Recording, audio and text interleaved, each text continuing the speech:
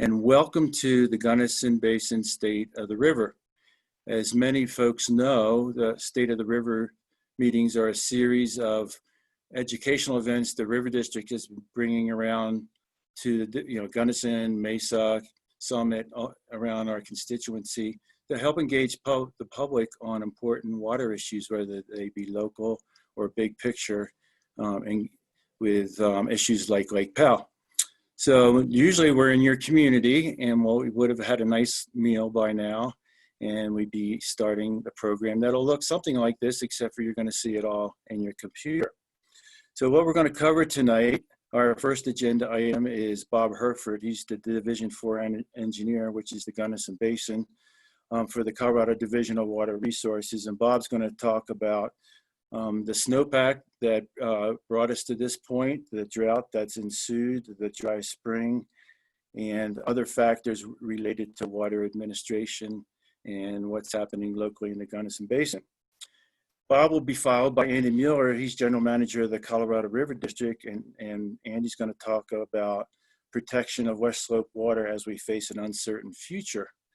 And certainly since the Colorado River District was formed in 1937, I guess we've thought the future was uncertain lots of the time, but that's the basis of our work to bring water security to Western Colorado. And after Andy, we'll hear from Molly Mugglestone. She's Director of Communications and Colorado Policy for the Business for Water Stewardship. And she'll talk about a study that was recently released that talks about the economic activity and output that surrounds Colorado's rivers and how important that is to Western Colorado. And finally, we're going to follow that with a conversation between myself and Tom Alvey. Tom is head of the projects committee for the Gunnison Basin Roundtable, and he's also the Delta County board member to the River District Board. We'll just discuss hot water topics in the basin, and we'll cover drought and fruit freezes and updating of the Colorado Water Plan as it relates to the Gunnison Basin, and other issues that our conversation may bring up. So without further ado, here is Bob Herford. Okay, thank you for that kind introduction, Jim. And welcome everyone to this portion of the State of the Rivers annual meeting. I'll be presenting on water supply conditions in the Gunnison River Basin.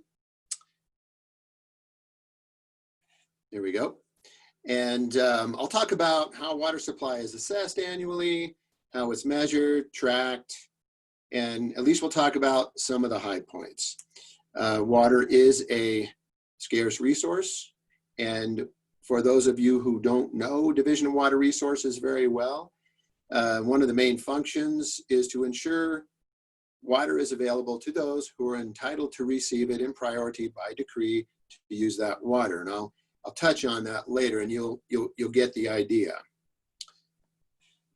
Okay, Colorado is a headwater state. It's the highest elevation state in the Union. And did you know that Colorado supplies, at least in part, fresh water to 19 states and the Republic of Mexico? Yes, interesting. By far, the most water used in the state is for agriculture, then municipal and other uses. And one of the ways that we assess water supply is by measuring the snowpack over the winter. Our largest reservoir, if you want to call it that, is our snowpack. And the most used measuring tool for that purpose is the SNOWTEL snow gauge. These instruments are established by the NRCS, the Natural Resources Conservation Service. They're placed in many high mountain locations throughout the state.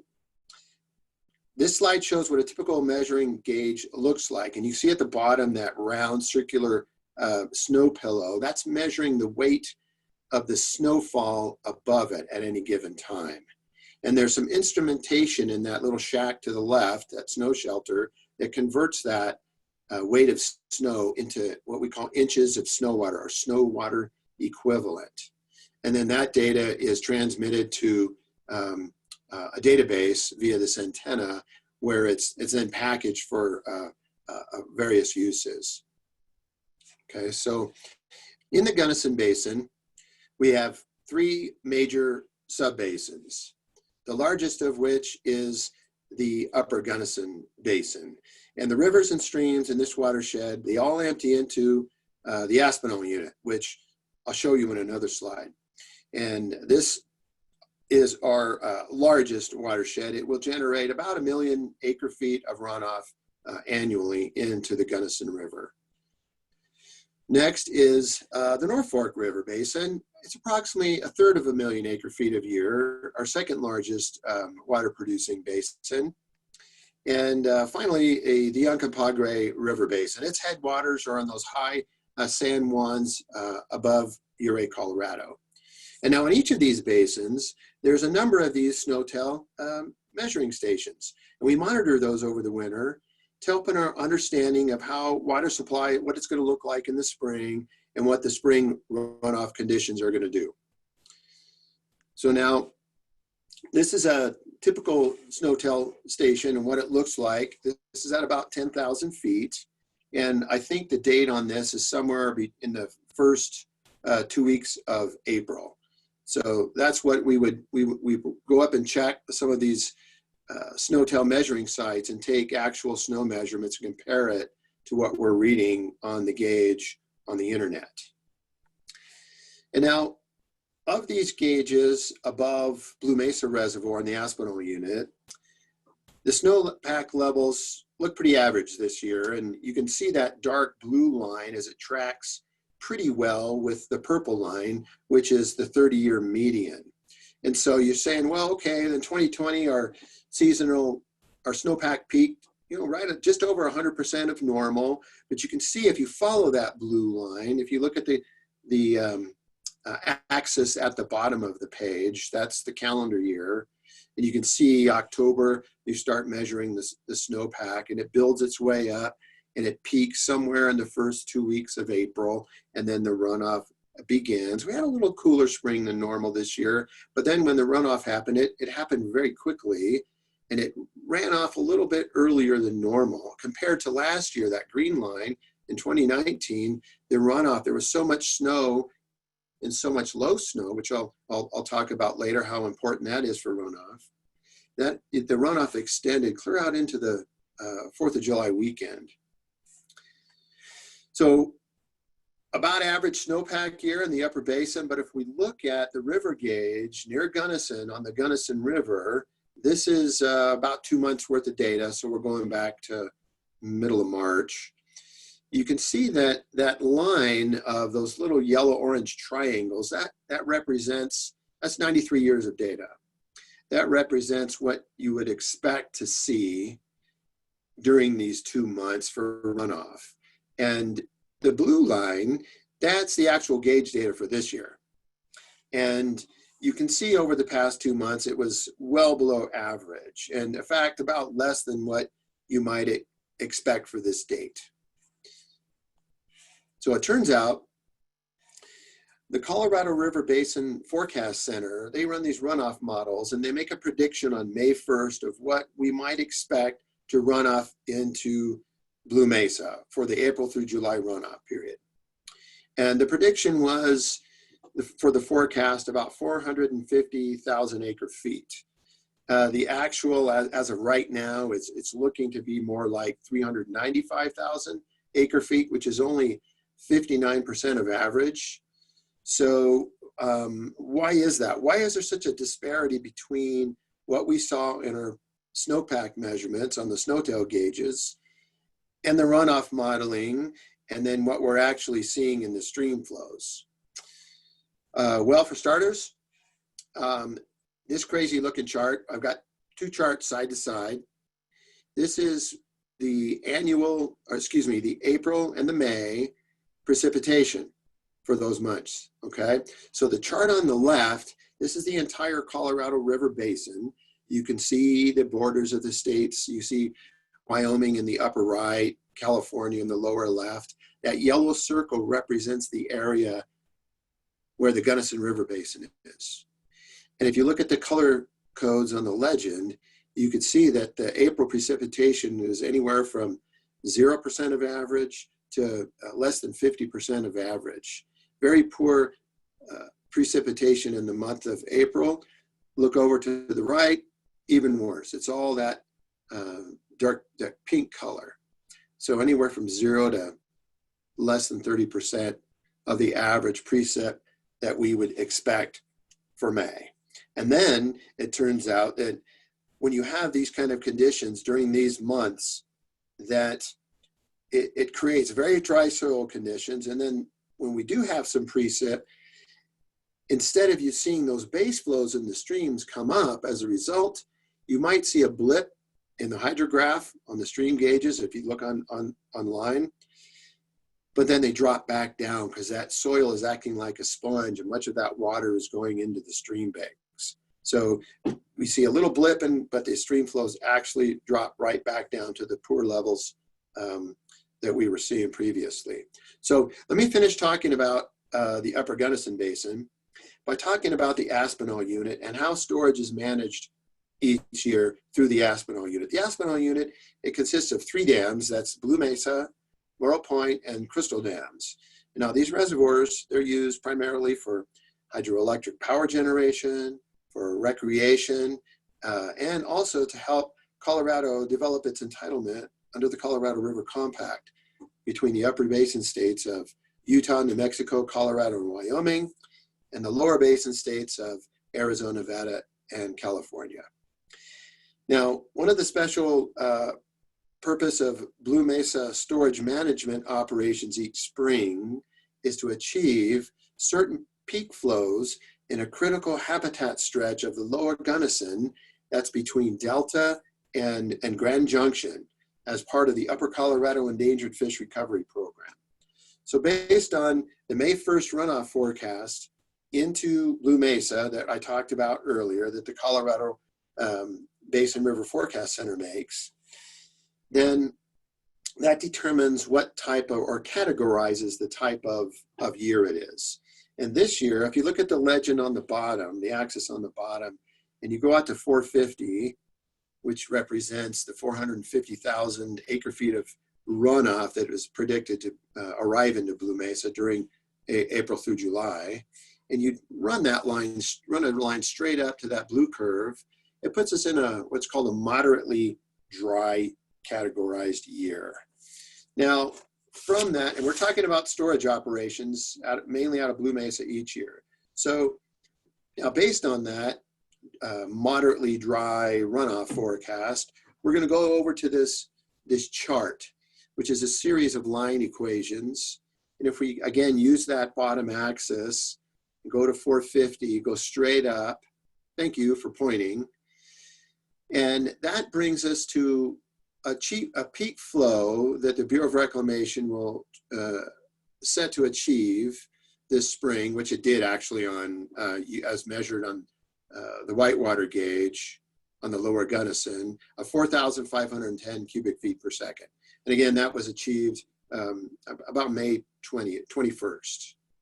Now, the peak flow also has not just a peak flow amount, but also a duration. So if you see that the box, the inset box, and what I've highlighted in green, the 450,000 acre feet falls between 381 and 516. It turns out, because it's moderately dry year, there are no duration. That's just a 1 day peak flow. But you can also see on this chart, if you just look at it, what a moderately wet year maybe perhaps, or a wet year, that the peak flows can be tremendous.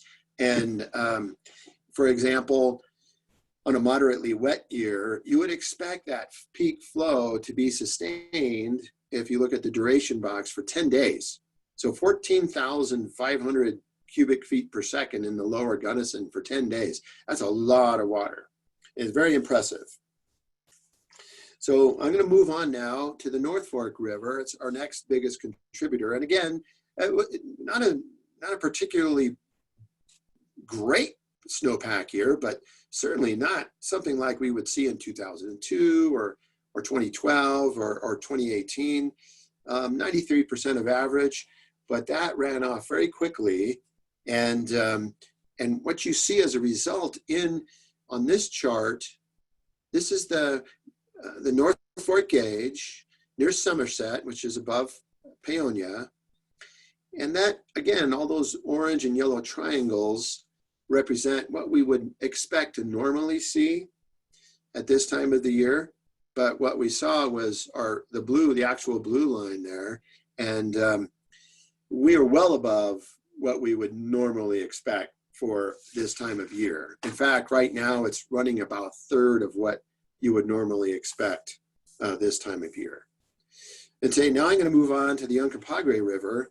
And again, in those San Juans up above Ridgeway Reservoir, there's a pretty decent snowpack, and it almost mirrors what you would, the purple line, which is the median or close to the average anyway. Last year, the green line, you can see we had a very one of the top 10 big runoff years on the Uncompahgre,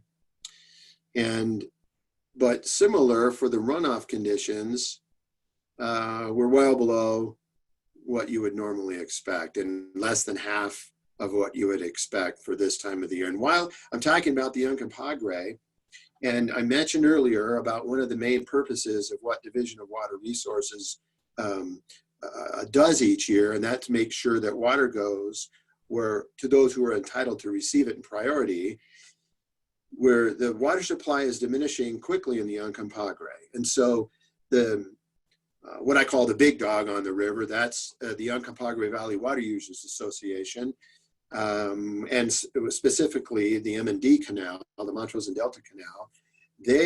We are bordering on them placing a call for water because they're ending up being short on what they're entitled to receive by decree.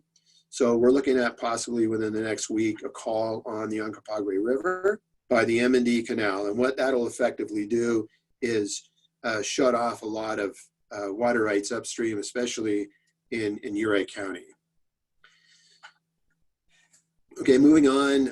I threw this U.S. Drought Monitor graph on here to show you why this is all going on and what's happening.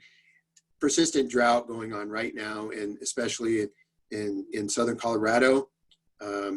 Once again, one of the other things I wanted to mention also about these drought conditions is that we saw very little what we call low snow. That's snow in the elevations between 7,000 and 9,000 feet, and this very dry April and May. And so when the Colorado Basin River Forecast Center is making these predictions, runoff predictions with their model, they're going to be using what they expect average precipitation conditions in these runoff model predictions. And what we really saw was much less than average. So their runoff predictions may seem high. Well, that's because they're using average data to put into their model. And moving on now, at the risk of being called Dr. Doom or something worse, this is the NOAA's 30-day temperature forecast for the United States for the next 30 days. And as you can see, there's that classic ridge of high pressure that's going to persist over the Four Corners area for the next 30 days. And as a result, the forecast models are showing not much positive news in the way of precipitation. And as a matter of fact, the models are showing, an equal chance of normal conditions bordering on below normal conditions for June. And June statistically is the lowest precip month in the calendar year. So I'm going to move on. Let's look at precip forecast for the next 90 days. Not looking much better, folks. And now, unless we see some kind of significant monsoon season developing and bringing moisture from Mexico up into the Rockies, we're looking at a pretty dry looking summer again. Again, the temperatures that the models are continuing to show this persistent bulge of high pressure over the Four Corners area. That's elevating temperatures, and you'll see the base flows in the streams continue to drop, and calls for water up and down the river will probably be a result of that. I thought I'd throw a few stats in on Lake Powell. Right now it's 52.5% full. Full elevation in the high water line is 3,700 feet elevation. Right now we're at 3,611, so that's 89 feet short, but we're 121 feet above the minimum power pool elevation. So if the elevation of the reservoir drops below 3490, the power generation units are going to be out of service. These provide power for much of the western United States.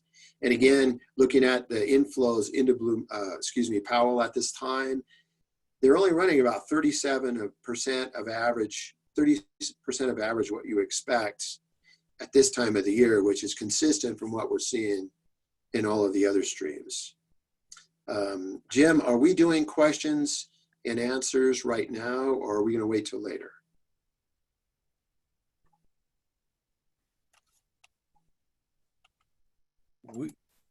We don't have any questions at this point. Okay, good. And so that's a good note. I neglected to tell folks that they can pose questions in the Q&A button at the bottom of their screens, and we'll get to them at the end of the session. Okay, thank you. But Dr. Doom, thank you very much. Last year you were Dr. Happy, so you know everybody was happy. Yes. Although in water there's no such thing as average, correct? That's right. That's a fiction in our mind. We make it up on a nice line, don't we? Yeah. Anyway, good job as always, and we'll come back to you as questions arise. All right, thank you. Now I bring Andy Mueller, and as promised, he's going to talk about the River District's role in protecting West Slope water in times of uncertainty. So take it away, Andy.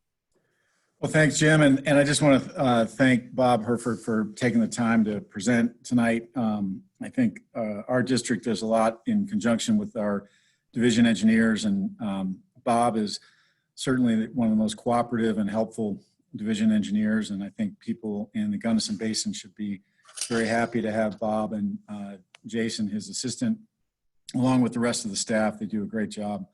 And so, Bob, thanks again for presenting tonight. Appreciate it. So I'm here tonight as the general manager of the River District to talk a little bit about the River District and what's going on with our district, the kind of talk about some of the big issues affecting us, and then talk a little bit about some fiscal issues that our district is facing. And unfortunately these days, well, let me just say our issues are more long-term and have been brewing a while. We realize that unfortunately a lot of people are experiencing significant issues financially right now because of the pandemic. If I can talk a little bit about the River District. So we were formed 37 years ago, 80, in 1937, about 82 or 83 years ago, to lead in the protection, conservation, use, and development of the water resources of the Colorado River. We cover 15 of the counties on the western slope. It's actually all of 12 and part of 3 counties. And we cover everything from the Yampa drainage on the north to the main stem of the Colorado, the White Rivers in between, and then, of course, the Gunnison Basin and its tributaries, such as the Uncompahgre and the North Fork. There's also an interesting little corner there in the southwest of our district with the Dolores River. So we were formed basically in reaction to the first noise about trans-basin diversions. The leaders on the western slope woke up in 1937, or a little bit before, actually 1934, to read in the newspapers that the federal government and several Front Range entities had arranged to develop some tunnels underneath the Front Range, specifically the Colorado Big Thompson project. And that project was built. It is the largest single diversion in the state of Colorado. It takes about 250,000 acre feet a year over to northeastern Colorado. But at the time, the leaders on the West Slope said, you know, we need to band together and speak with one voice to protect our water resources, to protect them, to keep the water not only flowing in our streams for the environment and for the recreation that depends on it. And I'll tell you, even as far back as 1937, many of our counties were focused on recreational opportunities like fishing. I don't think rafting took off until after World War II, but certainly the fishing was important. And also, of course, our consumptive users, the agricultural and industrial and urban users were very concerned about losing water and seeing water quality degrade as a result of those transbasin diversions.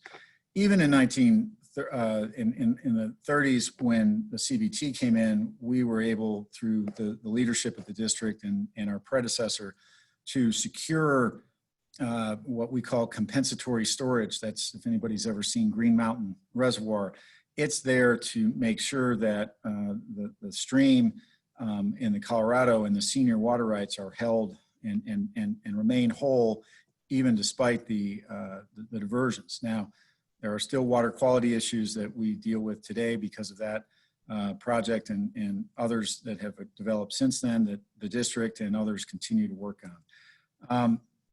Just a little bit about the district. You can see on this big map of the entire basin, the district is just the smaller corner up there in Colorado, together with the Southwestern Water Conservation District. We represent the entire western slope of Colorado. In our district, there's about 65 to 70% of the flow of the Colorado River originates within the boundaries of our district. When you add the Southwestern Conservation District, it's closer to 70 to 75% of the natural flow of the Colorado River system. So it's obviously a very important water producing region. You can see all these large gray areas outside the district, outside the boundaries, the natural boundaries of the drainage on the Colorado River. Those are major urban and agricultural areas that have developed rights to transport water out of the basin for their use in their areas. And so the river today feeds almost 40 million people and about 3 or 4 million acres of cropland. It produces everything from the peaches and cherries and apples that we're used to from the western slope to and the alfalfa for our cattle, down to the salads that we eat in the winter down in the Imperial Valley. So the river is a hardworking river, and our district sits at the headwaters. And frankly, you can see the pressure being put on it from the Colorado Front Range and then that entire LA metropolitan complex on the south, together with, although it's not in gray because they're in the district, Phoenix and Tucson also depend upon the Colorado for a significant portion of their drinking water. Speaking of that, I want to talk a little bit about what's happening in terms of the pushing and the growing crisis on the river. There are really a couple things going on. The first that I need to touch on is the overuse of the Colorado River by the lower basin. So those 3 states that Bob mentioned, Arizona, California, and Nevada, have the right to the first 7.5 million acre feet a year of water in the river. They have another million acre feet that they're entitled to under that 1922 compact. They are taking above and beyond that about 1.1 to 1.2 million acre feet a year. This is a picture of a cotton field in Pima County, Arizona, just outside Tucson. This is an area where I had the misfortune of getting lost in November, back when I was allowed to travel. I was down there for a conference on the Colorado River and was out running in the Saguaro National Park and ended up in a cotton field, just trying to figure out how to get to the airport. So they're looking at a significant overuse. And if you remember, I think Bob touched on it, the Blue Mesa Reservoir holds about 800,000 acre feet. So their overuse is 1.1 to 1.3 million acre feet. It's significantly more than Blue Mesa's entire contents. That's every year. They've done a lot recently to try to reduce that. They've engaged in some drought contingency planning, but the problem with the current drought contingency planning is that they don't reduce their use to the level that they're overusing. until Lake Mead is at an absolute crisis level. And based upon the way Lake Mead and Lake Powell are operated, that means that they are keeping Lake Mead and Lake Powell, because they're operated in a coordinated fashion, in constant crisis. And so that it's important to understand our district has a charge to help protect Colorado's entitlement to the river. We are engaged in lots of discussions along with our state and trying to work on how to reduce that lower basin use. The other issue, though, that's facing the river district, and it's interesting, this map somewhat mirrors the current map or the next 30-day map that I think Bob just showed in terms of temperatures. But this is a different map, and I want to point out that the large red blob that you see over the upper basin there is actually a temperature change measurement between 1895 and 2018. This is data that was generated by National Oceanic and Atmospheric Agency, and they track on a county by county basis the temperature changes. And in that period, since 1895, the single largest area in the continental United States that had a rise in temperatures is right here in our district in eastern Utah. Remember, our district being the district that produces almost 70% of the water in the river, that has some consequences that we're paying close attention to. And I do want to show in here the specific measurements by county, and we can go down here and look. Delta County has risen during that period of time 3.9 degrees. Montrose 4.3, Ouray 4.2. Gunnison, it's always a little bit chillier there, still has risen 2.7 degrees Fahrenheit. Saguache only 1.4, and Hinsdale about 3.1. So those counties, and Mesa being part of the Gunnison district or Gunnison Basin, is also experiencing significant changes during this time. I think it's important for us to understand that the current science indicates that we should expect this warming trend to continue, if not accelerate. And if that's true, what does that mean for water supply?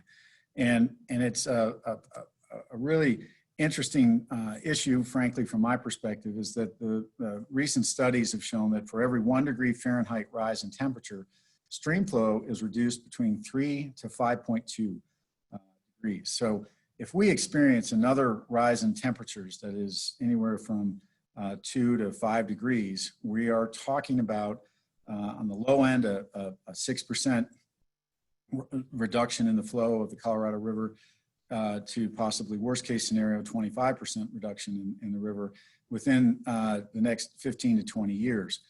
This is serious for us because we know that the river is already overstressed. Bob is talking about it, in years like this, that we're experiencing intra Colorado calls on the river. We have always experienced those in dry years. The problem is that those dry and hot years are stacking up more and more frequently.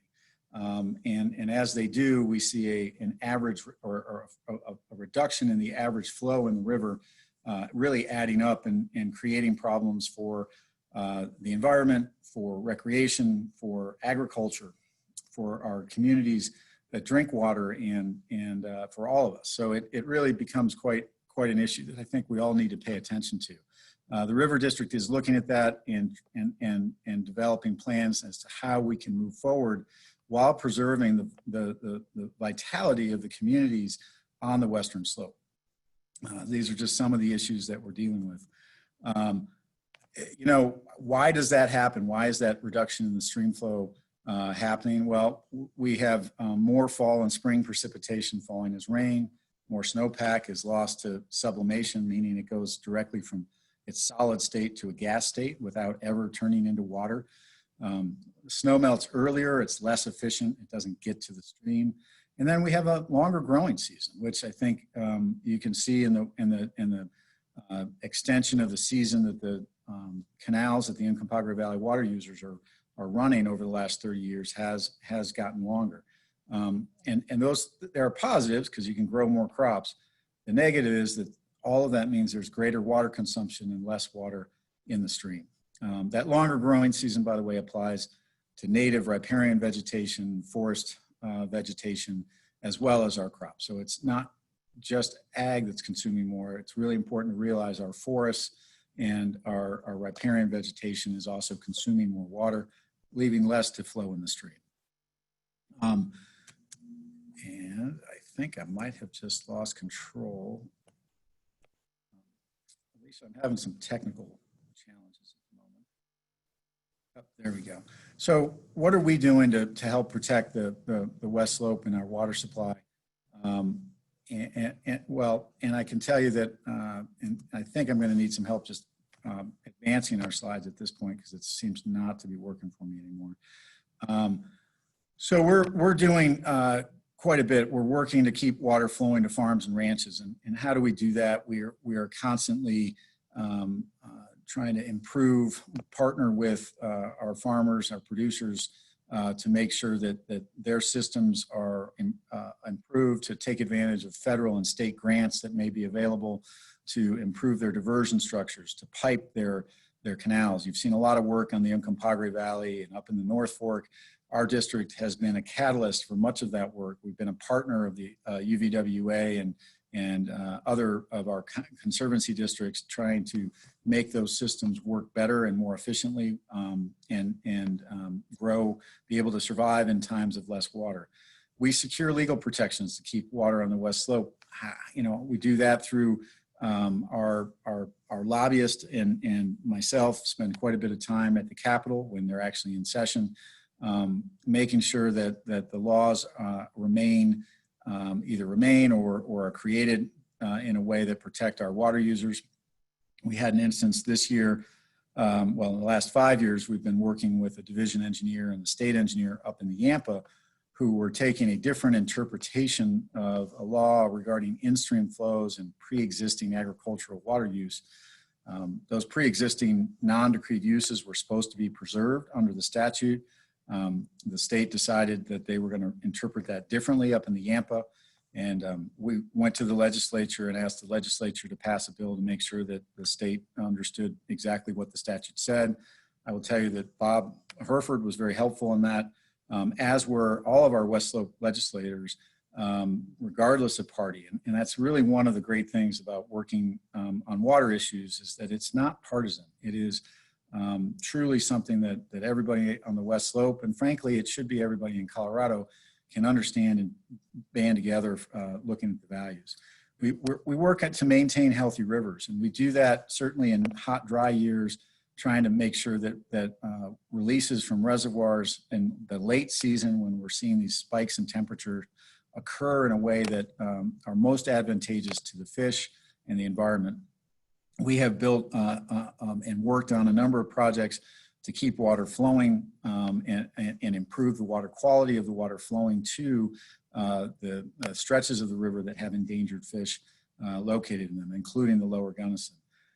We also ensure adequate drinking water supplies by making sure that there's enough quantity of water that the quality, through dilution, the quality of water is sufficient for those communities that take water directly out of our rivers. And the upper Gunnison, upper Uncompahgre and the Gunnison Basin use a lot of Gunnison River water due to the state of the Uncompahgre, quality of the Uncompahgre water. But there are other communities that also depend on the lower Gunnison, and how do we make sure that water remains acceptable? We do a lot of work to make sure that continues to happen. If we can advance the slide again, I'd appreciate that. So what are we, we're in doing all that work. We have a small staff of about today 22 people. Honestly, when I came in 2.5 years ago, we had 26 working. Had to reduce the size of our workforce, and we've had to cut back our budget, which is frankly appropriate given the fact that we use tax dollars.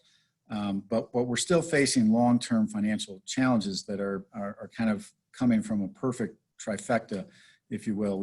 We have declining tax revenue from the energy industry, the reduction in gas and oil production in our district, as well as the announced closure of a number of the coal-fired power plants and the associated coal mines, such as the nuclear plant. Hi, Jim. I'll be done in just a moment. we're facing those issues, and then the third one is, of course, the Gallagher Amendment, which is a little too complex to explain other than the fact that it will be on the ballot this fall. The state has referred a measure and is working on that. If we could move this slide on. Alicia, could we move advance? So, and then advance again, if you could. I'll try to wrap this up real quickly. And one more time, the proposal under consideration, I've made a recommendation to our board to take our mill levy, which is at a historic low. It's just over $0.25 mil in taxes. It's a property tax. And I've made the recommendation our board consider moving that up to $0.5 mil. And so that's 1/2 of 1 mil. And if we could go to the next slide, I want to show what that impact would be in the Gunnison Basin for the median home valued.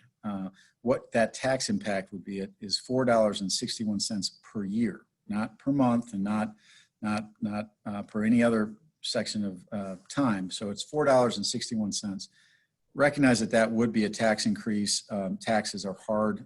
It's the government taking your hard-earned money. We've got to recognize that.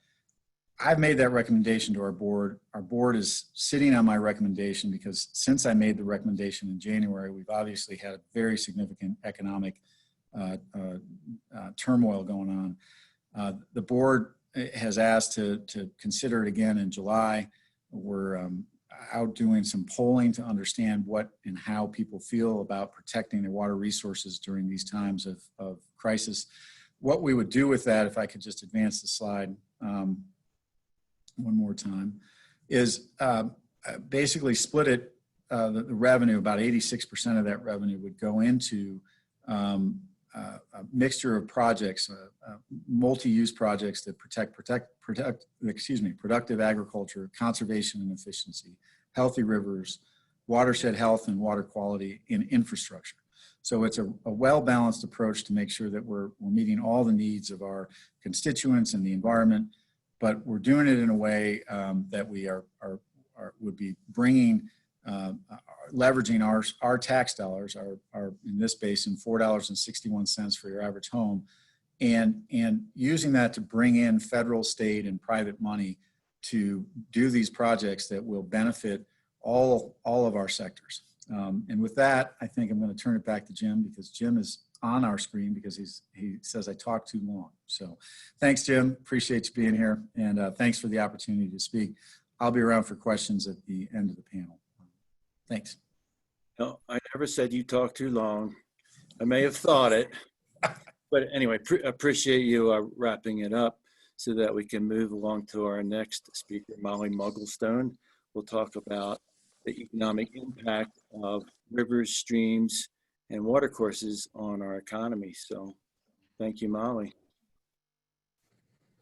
Hi, thanks, Jim. Hi, everybody. Thanks for having me tonight. I have the pleasure of living in Gunnison County, and so this is particularly interesting to me, and Bob's presentation was really interesting. I learned some things about my own valley tonight. So I'm with a group called Business for Water Stewardship, and we work throughout the Colorado River Basin and actually throughout other states as well to work to secure water for business, nature, and communities. We are a group that's been around for about 9 years, and my slide didn't, let me try and advance my slide. We have about almost 1,400 businesses that are part of our network. We're not a membership-based organization. We're a loose network of any kind of business that is interested at all in water conservation, water efficiency, water and river restoration. And in Colorado, we have about 450 businesses that are part of that almost 1,400 number. We are a project of the Bonneville Environmental Foundation, which is based in Portland, Oregon. So if you go to our website and you see our address is in Portland, Oregon, that's why. And we are funded by the Walton Family Foundation, which funds many, many different water projects throughout the basin.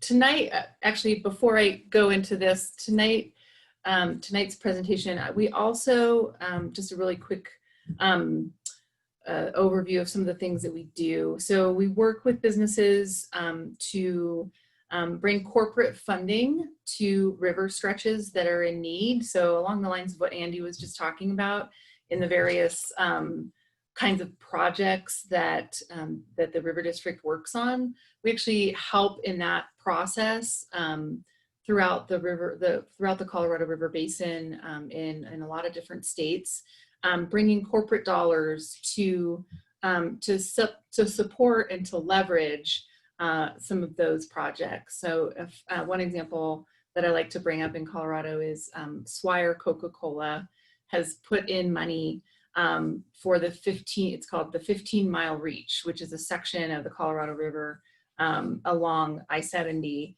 that struggles at particular times of the year.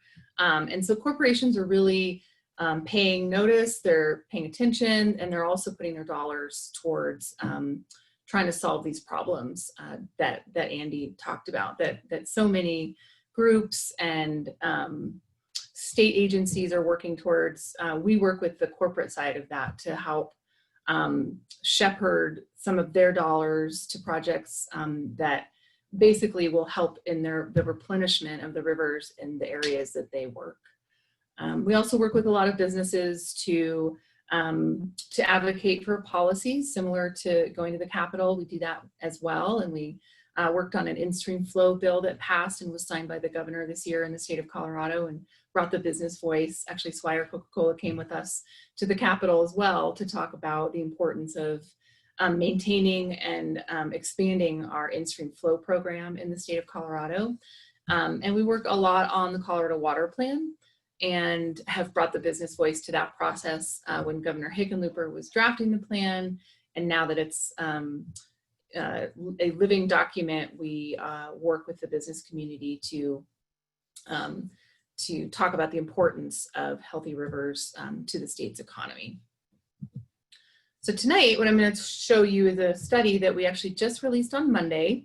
And it's one aspect of the work we do. It's not the only thing that we do, but it's looking at the river-related recreation in the state of Colorado and the economics of that. So, like I said, we just released this on Monday. We actually had planned on releasing it the week of March 18th, which, as you can imagine, did not happen. So we kind of held on to it and wanted to wait for a better time to start talking about these numbers in the study. And so Monday, we officially released the study. And if you could advance the slide, that'd be great. I don't think it's happening for me. There we go. So just a little bit of background on the reasons why we do this study and why we just updated it. In 2012, we did a very similar study. That was actually when our group was really getting started. And we felt like we needed some data to show not only the businesses that we were trying to engage, but also policymakers to really show the argument for why the business community should care about water and rivers and what kind of economic impacts healthy rivers can have on our economies. So in 2012, we did a big study. We looked at the entire river basin in all the states, actually except for California, because it was just such an outlier. It was a big, too big for us to include in 2012. In that time, basin-wide, we found that recreating on or near rivers and waterways contributed about $26 billion to the 6 states. It should say 6 states, not 7. And that was it was much bigger than we thought it would be. We since then have worked with groups like the Outdoor Industry Association and the Rafting Outfitters Associations to really talk about this, and I think it's gained a lot of traction, this concept of river recreation being an economic importance.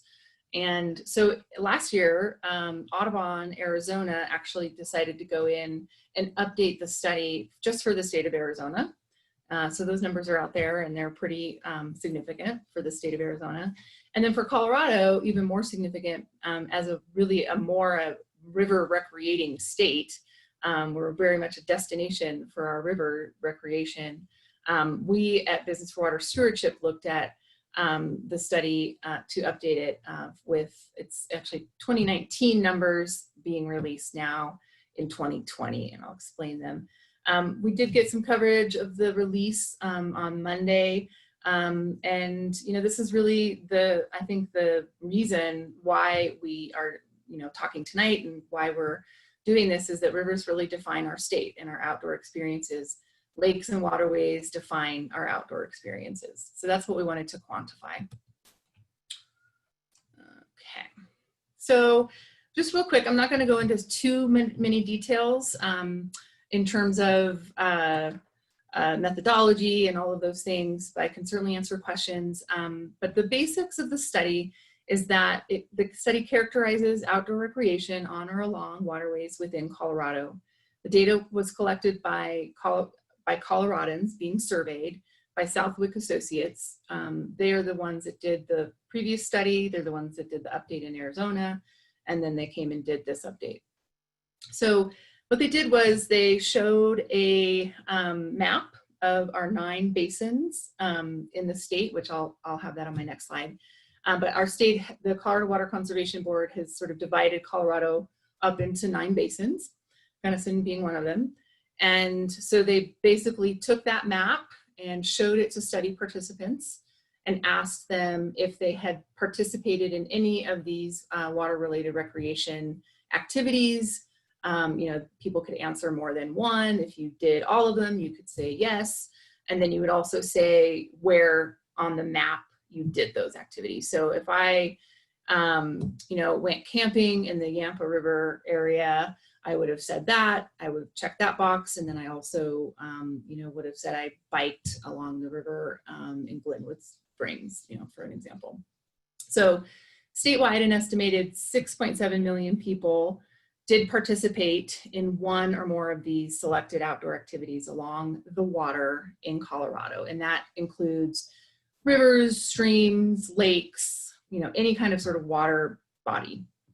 And again, the point being here is that those experiences are made by the water that you're doing them in. So we already have figures by the outfitter, the rafting outfitters, about, you know, how many people are actually river rafting every year and how much money that's bringing to our state. The rafting industry brings a certain, you know, millions of dollars to the state every year. So that's not what this study is about. This study is saying when people are both people who live in Colorado and visitors, when anybody is doing any of these activities along our waterways in the state of Colorado, without the water there, those activities would be very different and likely not happening in a lot of cases. You know, I'm not going to go camping at the lake if the lake is empty.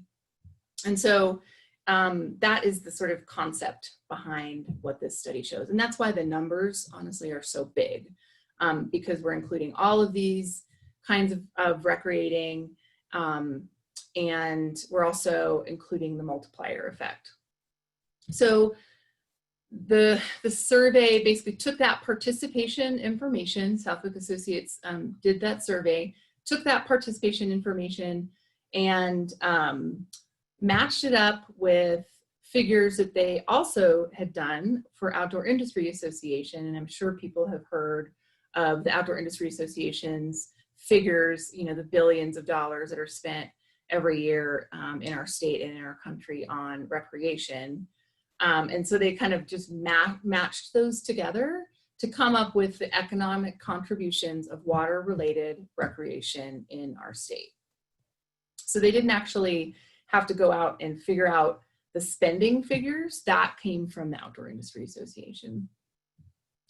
So the numbers are pretty interesting and pretty big. And so we see that, with the multiplier effect, which I'm not an economist, but I try to explain it, with that kind of, when people are using trails and camping and rafting and fishing, they're spending money on the supplies that they need to do those activities, but then they're also spending money when they're in those communities doing those activities. So that's that multiplier effect. That's why that number is so big. The real contribution to the Colorado GDP is about $10 billion. And then when you look at the multiplier effect and how it is impacting the economy, and that output goes up to almost 19 billion. But that's the jobs related. That's the gas stations in those towns that are also benefiting.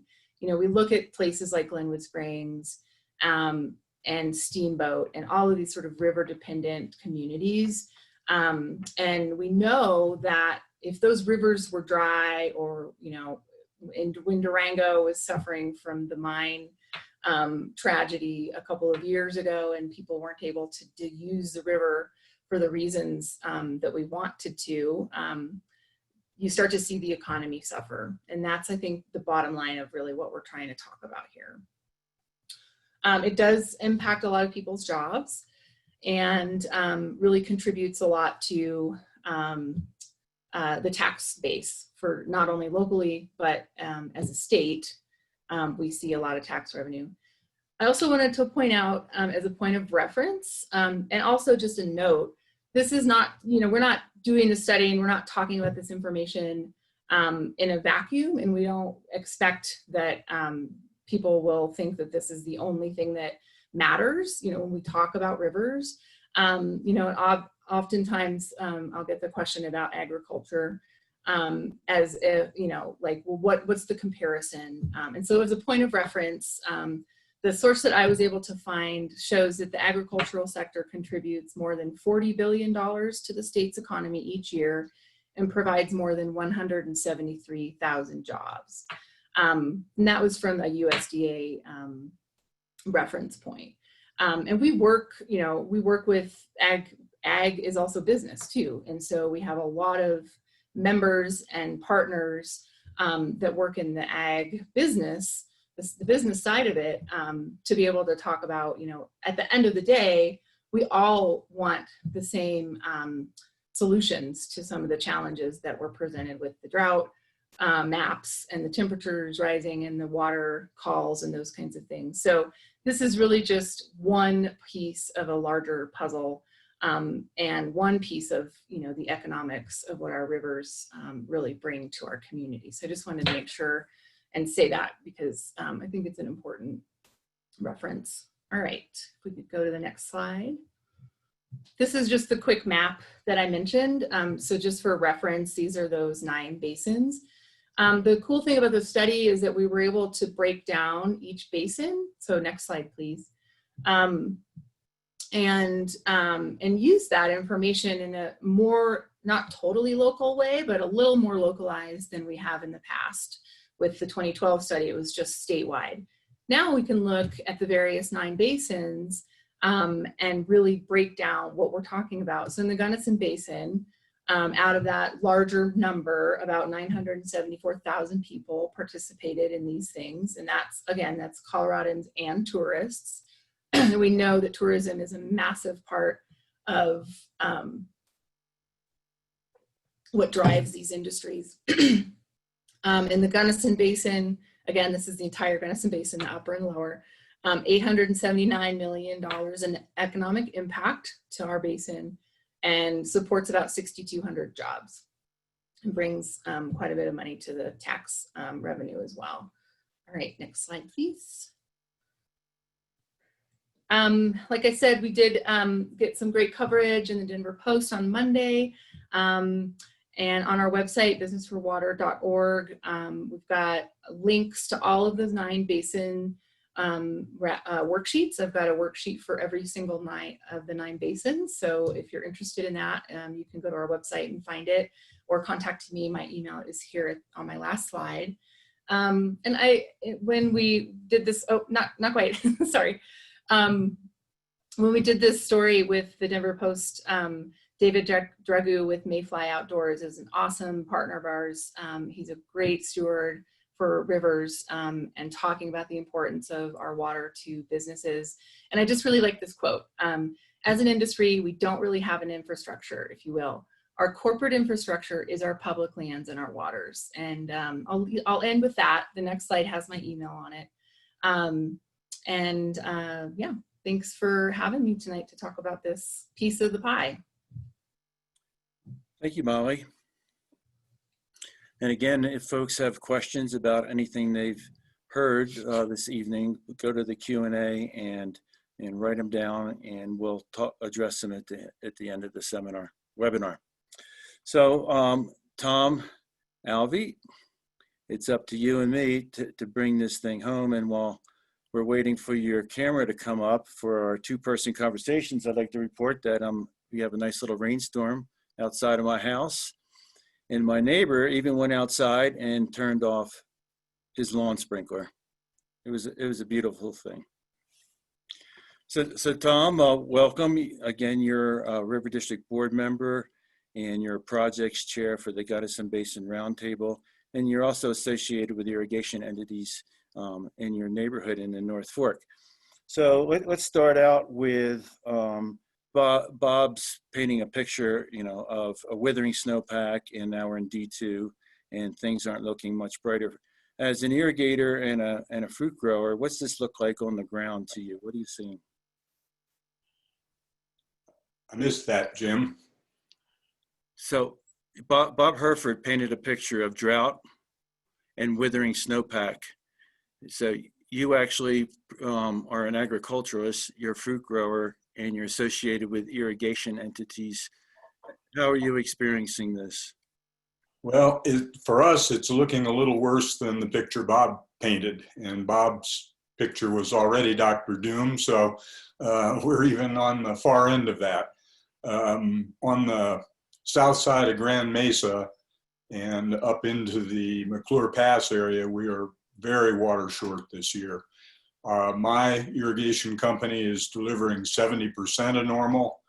The Overland Reservoir Company started their reservoir releases in early June and probably won't make it to the till much more than the middle of August. So we're very short and having to manage with nature's demand management program.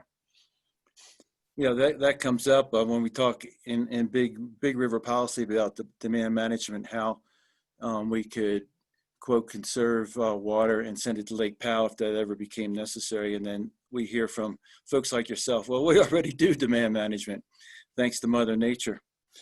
And I do know from talking to Steve Anderson at the Uncompahgre Valley Water Users Association this morning, that their allocation, it started higher, but they're at 80% right now. So they're casting a keen eye on their water supply. As Bob Herford mentioned, maybe a call come on next week on the M&D Canal. But before the snowpack, it was obviously that was withering. We had a pretty bad freeze in Mesa County especially, but maybe less so in Delta. Even at that, the Secretary of the Agriculture has declared Delta and Mesa counties disaster zones for purpose of federal assistance. How did you see that? Well, you're right, Jim. We did a little better than Mesa County. They suffered extreme crop losses. We suffered losses, but it was spotty. Some farms took a big hit, some not so bad. The cherry crop is way down. Apricots also way down. But at least in Delta County in the North Fork and Surface Creek areas, we do have a peach crop and we do have an apple crop. So we'll be packing and shipping and providing super good fruit to everybody who's used to getting it. So there will be some, it's just going to be a little limited. Yeah, I guess we can consider that a little advertising, because it's important that we support ag, because as much as we're concerned about sustaining ag, that wonderful word, what's the best way to sustain ag, Tom? the best way to sustain ag is to make sure that farmers make a profit and can keep their farms going. And this year, like many, with the spotty crop, we're hoping to get the support we usually have from the state of Colorado, from everybody across the state. And we'll feature Delta County peaches and apples this year, a little more than normal because Mesa County is down. Well, that's a good advertisement. And, we should mention, I guess, that, sustaining ag, profit sustains ag, but what that ultimately does, it protects irrigation water, because most of the senior water rights are in ag. So if ag stays in ag, that's a good way to protect West Slope water. So let's move on to your role at the Colorado Basin Roundtable. And you're chair of the projects committee, and that involves you with requests for money, but you're also now involved with updating the Gunnison Basin Implementation Plan, which is a piece of Colorado's water plan. That's right. That's a big project for the roundtable for this year, and actually for next year as well. About 5 or 6 years ago, we constructed our first basin implementation plan, and a key part of that basin implementation is looking at project lists, coming up with a list of projects. We called them IPPs, projects that we knew about and that were likely to get built.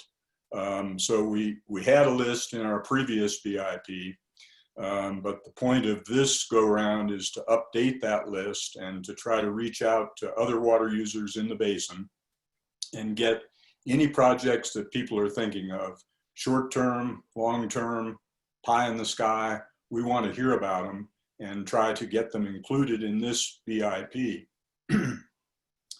Last time, the project lists had projects from all over the basin. We completed projects from the upper Uncompahgre around the city of Ouray, some river restoration work in the Lake Fork area, headgate repairs and a water park in Gunnison.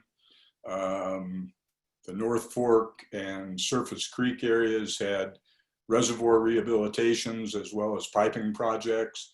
And of course, down in the lower Gunnison, we contributed to the Lower Gunnison project, which was a large effort of many groups, including the River District, to really get a lot of dollars leverage to do irrigation improvements. Let's before we talk more about the Lower Gunnison project, because that is significant. You mentioned the funding of these projects through the roundtable, but now this year we're in trouble with our ability to do that. And of course, I'm speaking from my past experience with the Colorado Basin Roundtable. With the COVID-induced budget crisis for the Colorado's budget, there's not going to be any money added to the pot for your ability in the Gunnison Basin to help people beyond what you might already have in your piggy bank. That's correct. We're not looking at a very rosy outlook for getting more money, but at some point in the future, we have to have some optimism. And speaking as a farmer, you couldn't farm if you didn't have optimism. So we believe that eventually the state will recover and that there will be money flowing back to these programs. The state water plan is still getting a lot of legislative support. It's still high priority, and I think the dollars will start to come. But this also reflects back to what Andy was saying. This is a position where it would be great if locally we had more funds to be able to put into these projects. So if the River District had a stream of money to add to these projects, it would be really helpful also. But for now, I think the state will have, at some point in the future, money to come back to these projects. And it's important to get them on the list now so that if the state monies become available, we can use that list to channel money to these worthwhile projects. And also, just being on that list helps to get federal money. if you're applying for a federal grant and you can show that you have basin support for your project, that can be very helpful. And the other thing I'd like to say about these projects, going back to a little bit that ties in with what Andy said also, these projects are really, really important to conserve and develop our water. And they're really the best defense we have with all the entities that are looking at our water and would like to have more of it, either downstream to the lower basin states or across the mountain to the Front Range. There are a number of threats to our water use on the western slope. And as far as I can see, our best defense is to be able to show those people that we are using the water that we have, using it well, and not wasting any. And the way we get there is to keep our infrastructure in good shape and to keep our projects developed in a way that allows us to use our water well. And what you're just talking about, Tom, really goes to the heart of why the River District is committed so much time and resources to the Lower Gunnison project. And yes, it earned an $8 million grant from the USDA, U.S. Department of Agriculture, which is going to leverage about $50 million worth of reclamation and salinity money. But that's really why we did it, because another piece of the puzzle to sustain ag is to protect the water. And how do you do that? And you try to use the water that you have most wisely. But I know the North Fork has been a focus area of the Lower Gunnison project to modernize irrigation, to line canals. What's happening in your neighborhood?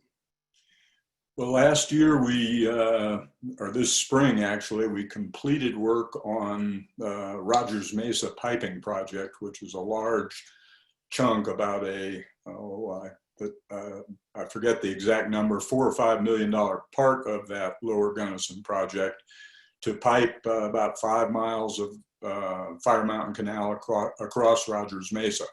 So we completed that part. We have a couple of other projects in the works that would tie into that and increase the ability of that system to supply farmers with extra water or saved water by keeping it from evaporating or being lost back into the system. Also connected with that Lower Gunnison project is a on-farm piece where there's money available for individual farmers to get money to upgrade their systems, go to sprinkler irrigation and take advantage of pressurized systems such as the Rogers Mesa pipeline. As well as Rogers Mesa, we also have a project going on in Crawford, similar deal, piping ditches up there, and also in Bostwick Park. So it's been working all over the Gunnison Basin, this Lower Gunnison project.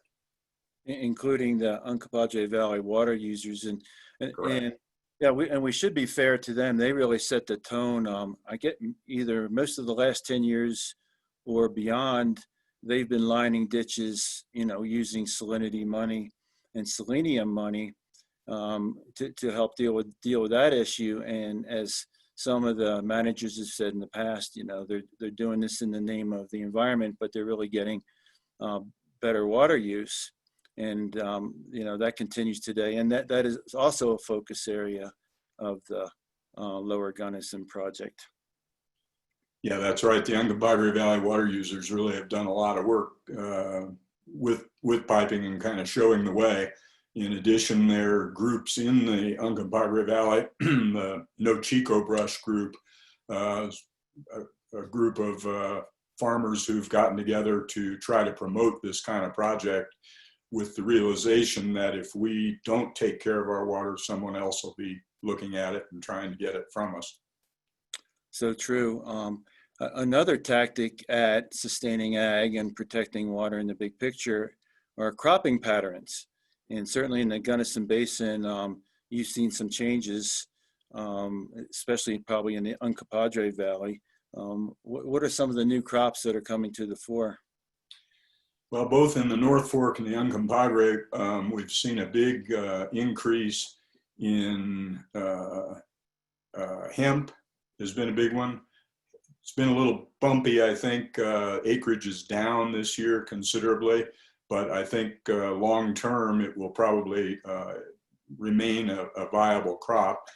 Hops have a number of acres, both in the North Fork and the Uncompahgre. And particularly in the North Fork, we've seen a number of kind of innovative approaches to that sustainable agriculture problem that we talked about, and that is how do farms make money. So we've had a number of newer farmers come into the game and face the same problems that older farmers have faced, and that is how to make a successful venture out of your farm.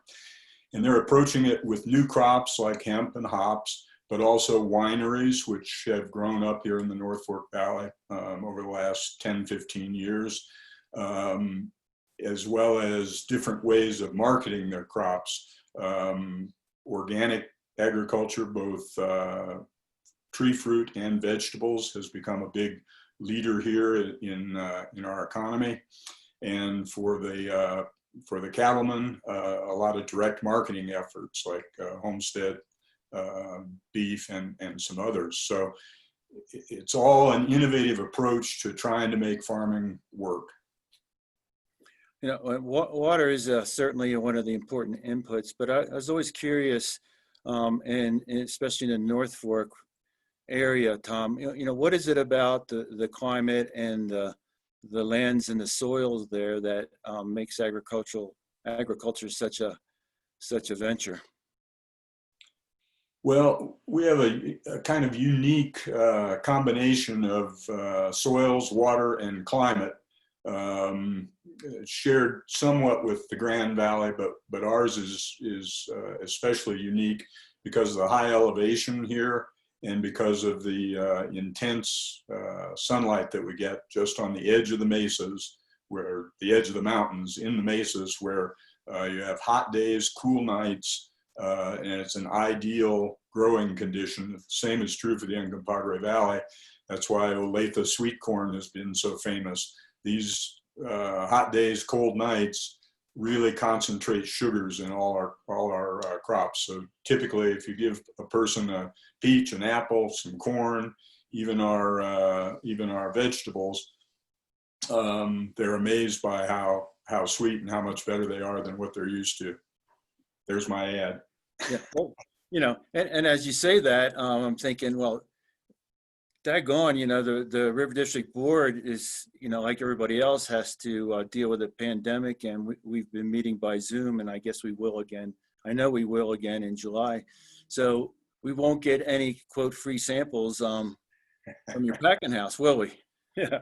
Well, it may be limited. We'll have to look at some sort of transportation plan to make that work. There you go. Tom, we have a question that's related to our conversation. And it asks whether you can speak about the importance of rehabbing small ag reservoirs in the LaRue Creek and Surface Creek drainages, and how big of an effect could rehab of small reservoirs have on fruit growers? Well, it's a huge effect. Our problem is these reservoirs up LaRue Creek and in the Surface Creek area, most of them were built originally in the early 1900s. So, and they were built with mule teams and drag lines and far from modern equipment. It's amazing they've done the job that they have, but we're beginning to see the need to rehabilitate those reservoirs to keep them for the next 100 years. So if we don't take care of the infrastructure we have, that's the cheapest water that we have to develop, is what we've already got. If we lose that, then we've created a huge hole in our water supply.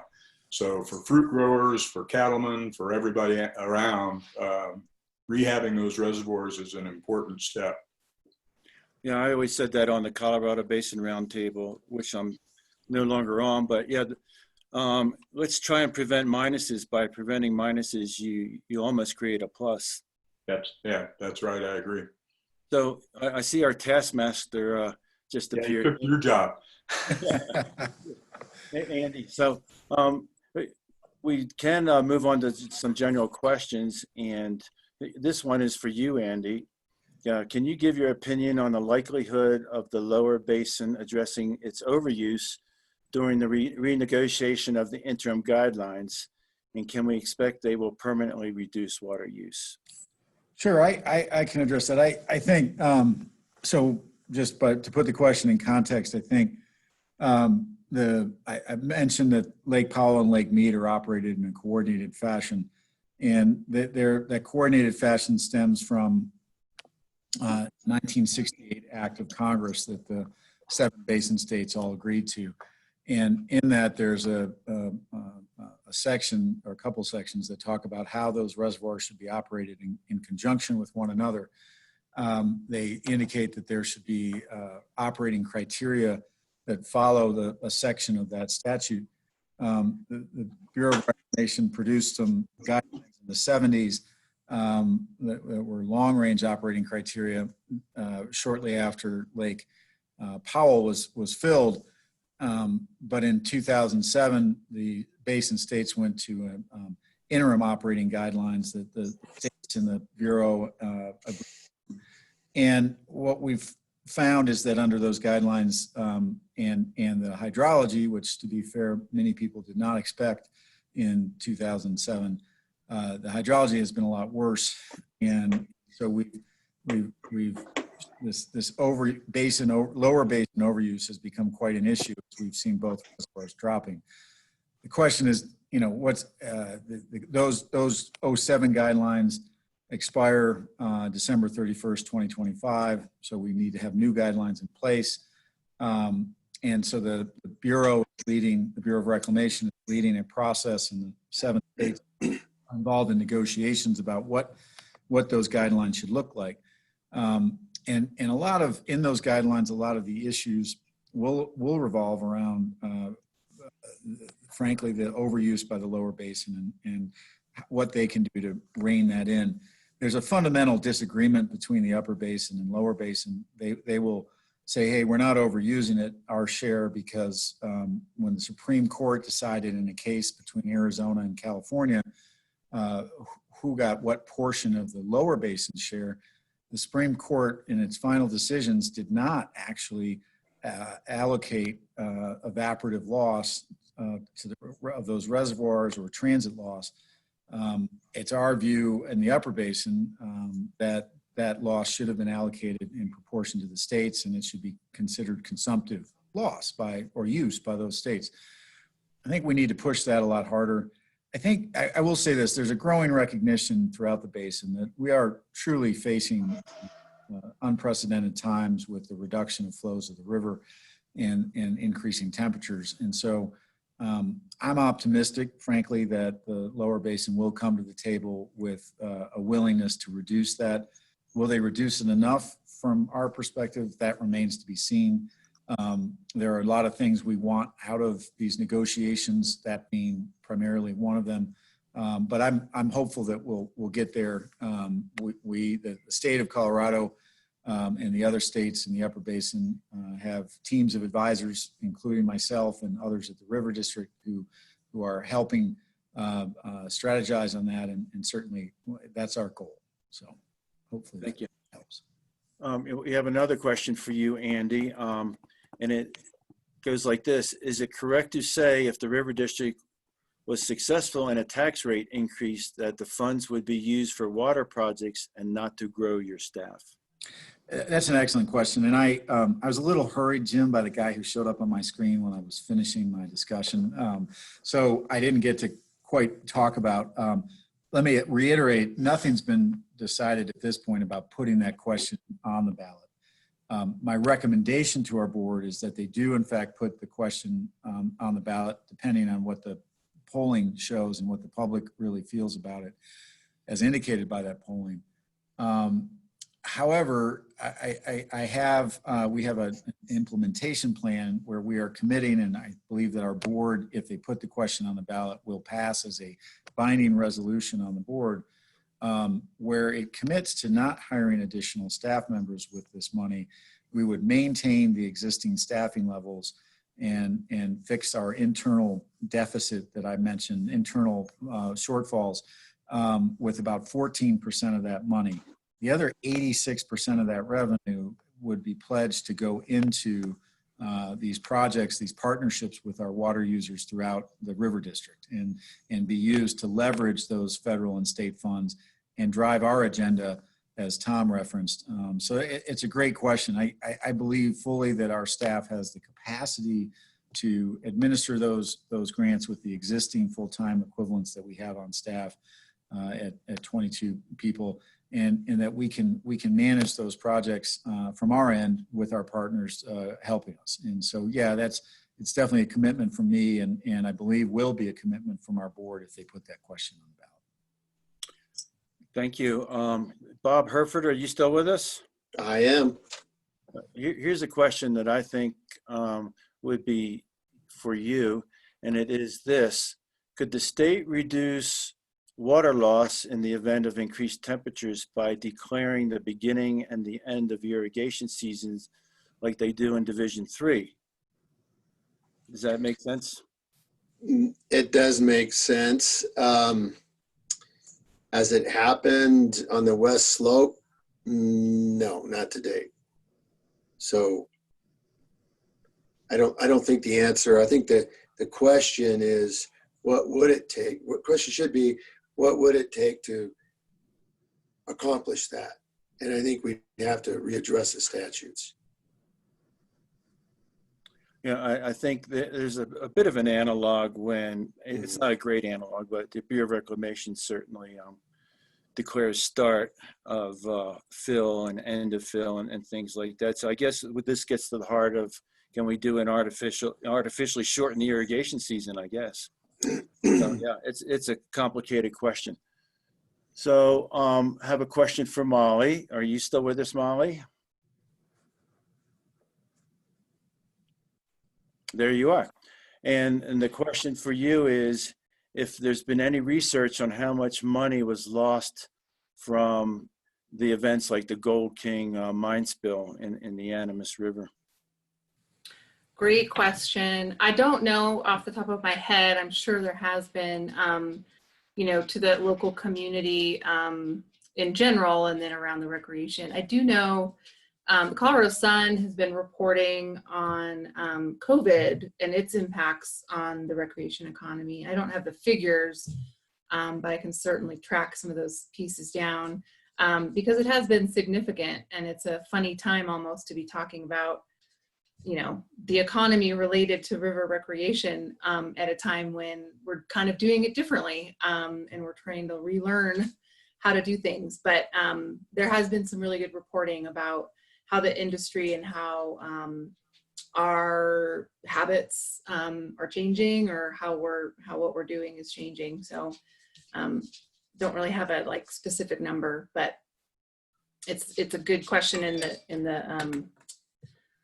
its where you're getting at, which is these things do impact the spending.